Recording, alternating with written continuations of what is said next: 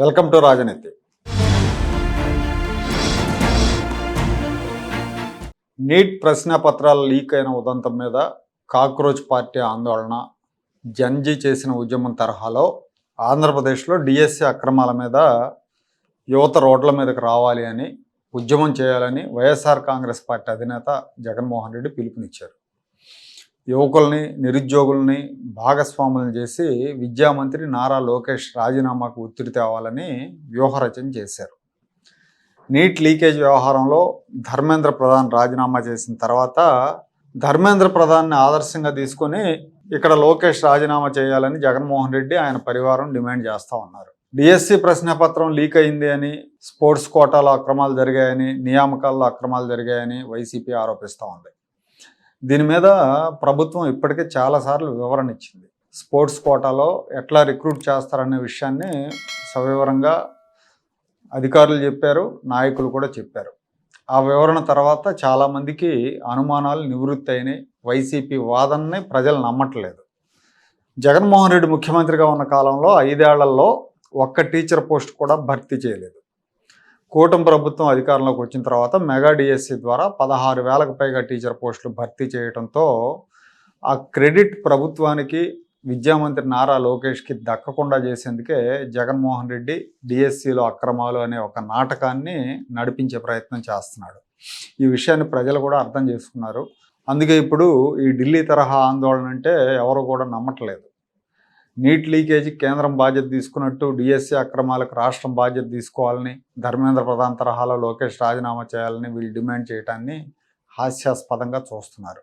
లోకేష్ రాజీనామా డిమాండ్తో వైసీపీ నేతలు ఇవాళ నిరసన కార్యక్రమానికి ఒకదానికి పిలుపునిచ్చారు, కానీ ఆ కార్యక్రమం అనుకున్నంత సక్సెస్ అవ్వలేదు.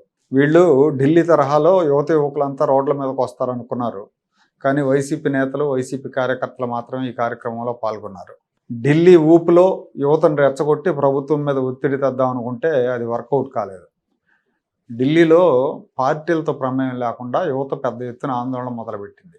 ఆ తర్వాతే వాళ్ళ ఆందోళన మొదలుపెట్టిన తర్వాతే పార్టీలు రంగప్రవేశం చేశాయి. అసలు ఏపీ డిఎస్సిలో అక్రమాలు ఉన్నాయని వైసీపీ చెప్పడం కానీ ప్రజలు నమ్మట్లే ఇక్కడ. సో అలాంటప్పుడు ప్రజలు స్వచ్ఛందంగా బయటకు వచ్చే పరిస్థితి ఉండదు. వైసీపీ పిలిపిస్తే ఆ పార్టీ వాళ్ళు మినహా ఎవరు రారు. వీళ్ళు అధికారంలో ఉన్నప్పుడు ఏపీపీఎస్సీ పరీక్షలు ఒకసారి గుర్తు తెచ్చుకోండి, ఎన్ని అక్రమాలు చేశారో, ఎలా చేశారో. దాని గురించి హైకోర్టు తీర్పును కూడా ప్రభుత్వం పట్టించుకోలేదు. నిబంధనలకు విరుద్ధంగా హాయ్లాండ్ రిసార్ట్స్లో అప్పట్లో పేపర్లు దిద్దించారని ప్రూవ్ అయింది. క్యాంప్సైన్ మీడియా అనే సంస్థకి ఆ బాధ్యతలు అప్పచెప్పారు. వాళ్ళు వచ్చేసి ప్రొఫెసర్లతో చేయించాల్సిన మూల్యాంకనాన్ని అర్హత లేని వాళ్ళతో, డ్రైవర్లతో, సర్వెంట్లతో చేయించారు.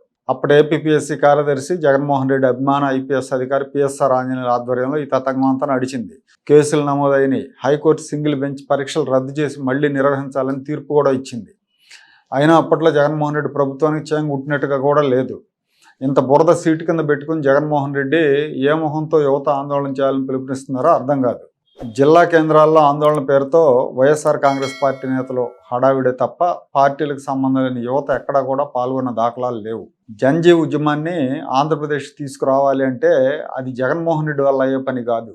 ఎందుకు అంటే ఆయన మీద ఉన్న అవినీతి ఆరోపణలు, క్విడ్ ప్రోకో ఆరోపణలు, ఆయన మీద ఉన్న కేసులు, ఆ కేసుల విచారణలో జాప్యాలు ఈ దేశంలో ఏ రాజకీయ నాయకుడికి లేవు.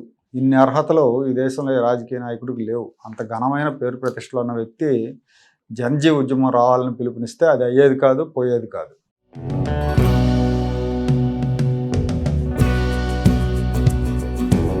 Like, share and subscribe to Rajaniti channel.